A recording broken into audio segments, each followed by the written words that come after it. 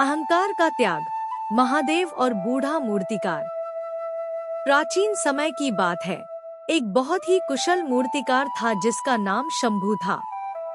वह भगवान शिव का परम भक्त था और अपनी पूरी कला महादेव की सेवा में समर्पित कर चुका था। वह इतनी जीवंत मूर्तियां बनाता था कि देखने वाले को लगता था कि मूर्ति अभी बोल पड़ेगी। कला का अभिमान। धीरे धीरे शंभू की ख्याति चारों ओर फैल गई। राजा महाराजा उसके पास आने लगे। बहुत सम्मान मिलने के कारण शंभू के मन में सूक्ष्म रूप से अहंकार ने जन्म ले लिया। उसे लगने लगा कि उसके जैसा कलाकार पूरी सृष्टि में कोई नहीं है। जब शंभू का अंतिम समय निकट आया तो उसे यमदूतों का भय सताने लगा। उसने अपनी कला का उपयोग करके स्वयं की 10 हुबहू मूर्तियां बनाई। जब यमदूत उसे लेने आए तो वह उन 10 मूर्तियों के बीच में जाकर छिपकर बैठ गया। यमदूतों की दुविधा। यमदूत जब वहां पहुंचे तो वे दंग रह गए। वहां एक जैसे 11 शंभू बैठे थे। वे पहचान ही नहीं पा रहे थे कि असली शंभू कौन है और निर्जीव मूर्तियां कौन सी हैं। यमदूत खाली हाथ लौट गए और यमराज को सारी बात बताई।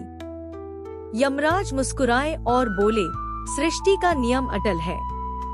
जो आया है उसे जाना ही होगा।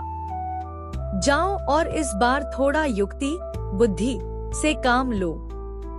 सत्य की जीत। यमदूत वापस शंभू की कुटिया में आए। वे जानते थे कि शंभू की कला अद्भुत है, लेकिन उसमें एक दोष है, उसका अहंकार।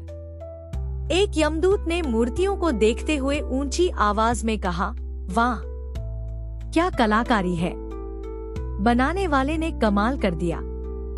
लेकिन अफसोस, इन मूर्तियों में एक बहुत बड़ी कमी रह गई है। यदि मूर्तिकार मेरे सामने होता तो मैं उसे उसकी गलती बताता। यह सुनते ही शंभू का अहंकार जाग उठा। वह अपनी कला में कोई कमी नहीं सुन सकता था। वह तुरंत मूर्तियों के बीच से उठ खड़ा हुआ और बोला, असंभव। मेरी बनाई मूर्तियों में कोई कमी नहीं हो सकती। बताओ, क्या कमी है?